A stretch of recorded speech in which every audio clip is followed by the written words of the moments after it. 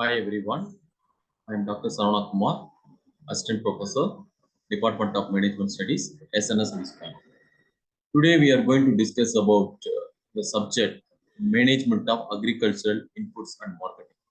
So everyone know about agriculture is the backbone of our country.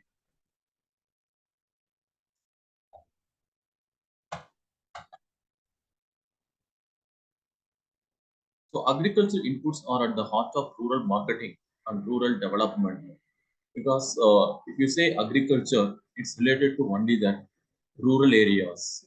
So because the farmers and agriculturists, they're living in the rural areas only. So agriculture inputs are at the heart of rural marketing and rural development.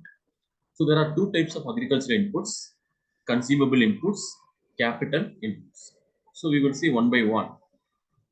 Consumable inputs: seeds, high yield varieties, fertilizers, manures, veterinary medicines, packing materials. It means gunnies, ropes, and twine. So after finish that rice or wheat like that, you have to pack in the gunnies bags. So ropes and twine we are using. So agrochemicals, oil and lubricants, cattle feed. Capital inputs. So everyone know capital is investment for the agriculture farmer and also asset for the farmer. So they are using tractors, agriculture machineries, thresher, harvester, agriculture implements and tools, cultivators, levelers, irrigation, pump sets, motors, sets, ruler carts, jeeps, etc. Next, we are going to discuss about very important seeds. Any part of the crop from which a new crop will grow agronomically is a seed. So seed is a fertilized ovum botanically. Seed quality is estimated to account for 20 to 25% of productivity. World seed market is about rupees 2,20,000 crores. Indian seed market size is about 9,000 crores. So we are going to discuss about seed generations: nucleus seed, breeder seed, foundation seed, and certified seed. Thus, we are going to discuss one case. The marketing of agricultural commodities is poor in India. Global marketing network is not the developed for agricultural commodities. The marketing channels for agricultural products vary from product to product, production to production, and time to time.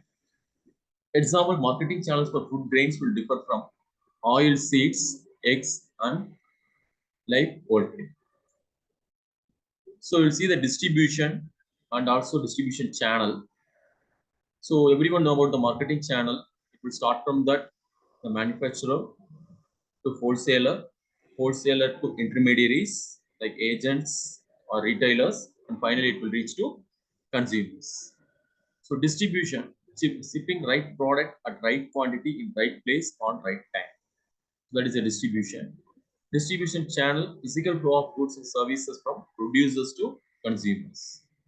I already said intermediaries is nothing but middlemen or brokers or agents. Wholesaler or retailer that operates between producers and consumers.